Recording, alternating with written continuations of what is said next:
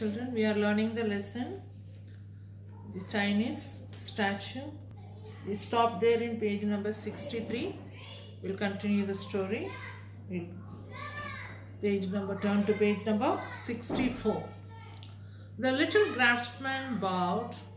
I must fix a base on the statue, he said, or you will not be able to put the piece on view. Already I said it does. The statue, which is made of the ivory, or the thing which is kept in craftsman house for 7 generations, miss the base. So it is not possible to keep it on any of the table or any showcase. So it cannot stand erect. So he wants to fix some base to that statue so that it can be kept on view. So you will not be able to put the piece on view. So you can't put it in the showcase. He went to a corner of the room and opened a wooden packing chest that must have housed 100 bases for his own statues. So he opened a wooden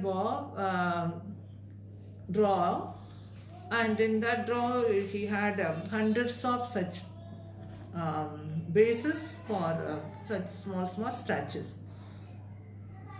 Rummaging means he was just spreading these things here and there and searching randomly like that. Around, he picked out a base decorated with small dark figures that the minister did not care for, but which nevertheless made a perfect fit. The old man assured Sir Alexander that although he did not know the base history, the piece bore the mark of a good craftsman.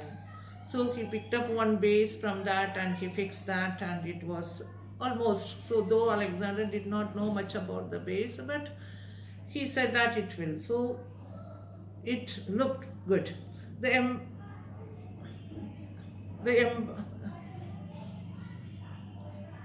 minister was embarrassed, because of getting that statue. So the embarrassed minister took the gift and tried hopelessly to thank the little old man. The craftsman once again bowed low. Sir Alexander and the expressionless Mandarin left the little workshop. So the condition was bad to all 3 of them. So the man who was interpreting was helpless here. And as the party traveled back to Peking, so they have come back to Peking, the Mandarin observed the terrible state the minister was in and uncharacteristically spoke first.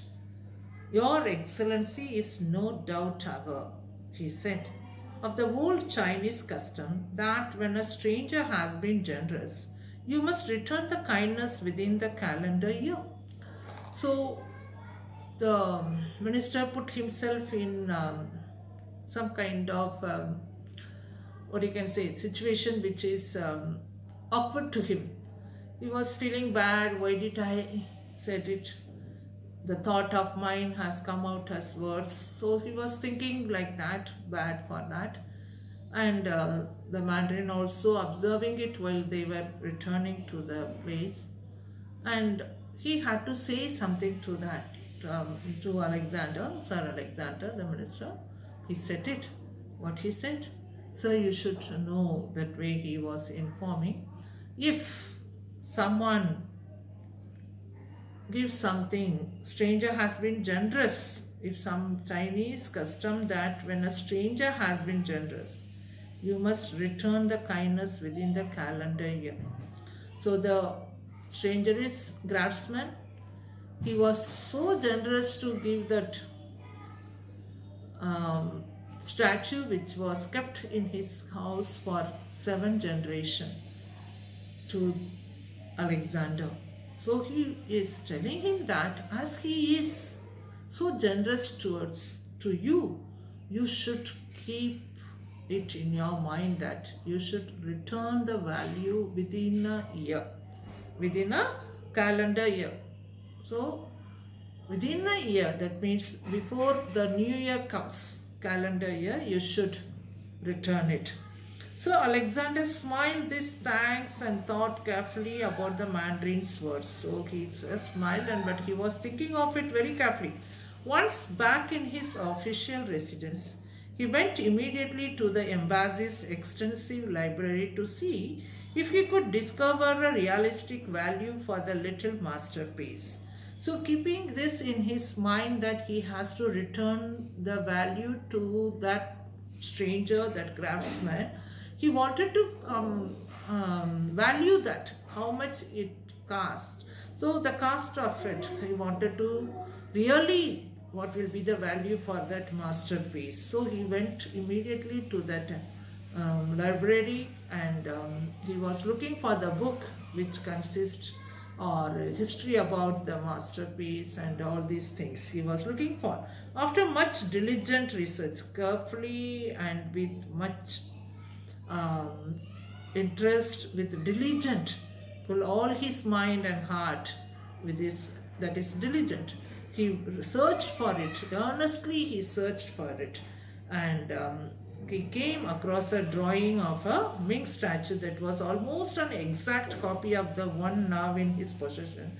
And with the help of the Mandarin, he was able to assess its true worth, a figure that came to almost 3 years emolument for a servant of the crown. So he has calculated the value of it with the help of the Mandarin. He could find the same kind of statue which is a drawing of that in a book, and he asked about and inquired about all those things, and he valued it with the help of the Mandarin.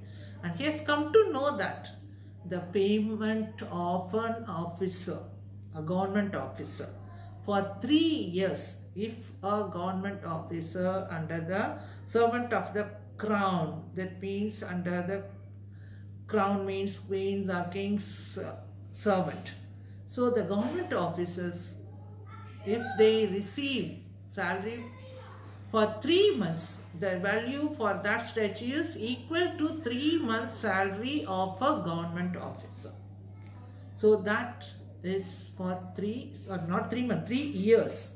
So he is there for 3 years. So such a valuable piece it is. The minister discussed the problem with Lady Heathcote, and she left her husband in no doubt as to the course of action he must take. So he was very much thinking about this, returning the value, the amount of that to that stranger who gave him that valuable things of him. So it is too much for him. So he discussed it with his wife, Lady Mrs. Alexander, and she left it in his husband's hand. So she said, whatever you think, you do it. As he was given that full responsibility to return it. The following week, the minister dispatched a letter. So he started immediately after coming back from that place, he started working on it. So he dispatched a letter. He put a letter to private messenger to his bankers, Houghton and Go in the Strand, London. So the bankers where he has his account and all, requesting that they send a large part of his savings to reach him in Peking as quickly as possible. So he wanted the bankers to send the money what he has saved. When the funds arrived 9 weeks later, so it was a time, so 18th century, so that was a time no quick communication, or today within a second, fraction of second we can transfer the money through many technology, but that time it was not. So it took how many weeks? 9 weeks. Later the minister again approached the Mandarin. He listened to his questions and gave him the details he had asked for 7 days later. Okay. So here he was waiting for the money to come.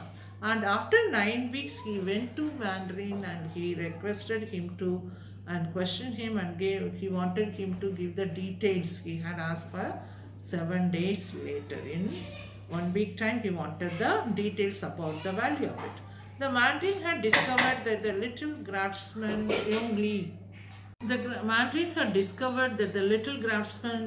Yung Li came from the old and trusted family of Yang Shaw, who had for some 500 years been craftsman. So he was discovering about the craftsman and his background and wanted to know the value of that. So about his history. So the Minister Alexander wanted to know in detail about the craftsman. So he was from old trusted family and very honest person, and 500 years been craftsman. So that family was 500 years. So they are the he belonged to the craftsman family. So Alexander also learned that many of Yung Li ancestors had examples of their work in the palaces of the Manchu princes. So Manchu princes also, that means in the palaces also their work is kept. Yung Li himself was growing old and wished to retire to the hills above the village where his ancestor had always died. So this is a custom of them. So while they get old, they go to their ancestors' place and they stay there and die there. So many people died in that place. So he also wanted to go to that village where his ancestors always died there. His son was ready to take over the workshop from him and continue the family tradition. So his son is in that age to take over the work of his father. The minister thanked the Mandarin for his diligence and had only one more request of him. So 1 week time the minister gave the Mandarin to know about that family of craftsmen. So he has come out with all this information. So minister was so happy to know the diligence work of that Mandarin, and now he wants only one request. The Mandarin listened sympathetically to the ambassador from England and returned to the palace to seek advice. So he wants to get the sympathetically to the ambassador from England. So what he was requesting. So what is that? A few days later, the Empress granted Sir Alexander's request. He wanted to see the Queen there. So the Empress, he wanted to meet the Empress. So he got the permission. Almost a year to the day, the minister, accompanied by the Mandarin, set out again from Peking for the village of Hali Chuan. So almost after a year, as the Mandarin told him, minister was going back. When Sir Alexander arrived, he immediately dismounted from his house and entered the workshop that he remembered so well. So he could locate the workshop where he has gone before. So he got down from his horse and went to that place, and that workshop he entered in, that he remembered so well. The old man was seated at his bench, his flat hat slightly askew, a piece of uncarved ivory held lovingly between his fingers. He was working with the ivory, so he could reach there to the workshop. He looked up from his work and shuffled towards the minister, not recognizing his guest immediately, until he could almost touch the foreign giant. So first he could not recognize who has come, then he could see that, understand that the foreign giant has come. Then he bowed low. The minister spoke through the Mandarin. So there in translation was there. I have returned, sir, within the calendar year to repay my debt. So he was politely telling that craftsman I have come to you to return my debt. What I got from you, I want to return it. There was no need, Your Excellency. So he said that, no, My Excellency, there is no point of, why are you giving it? No need of it. My family is honored that the little statue lives in a great embassy and may one day be admired by the people of your own land. So he was so happy to keep it in your embassy, and it will be admired by many people one day. The minister could think of no words to form an adequate reply and simply requested that the old man should accompany him on a short journey. So he is calling him to come with him to a place, a short journey, somewhere he wants to take him. So let's see that where he wants to take him.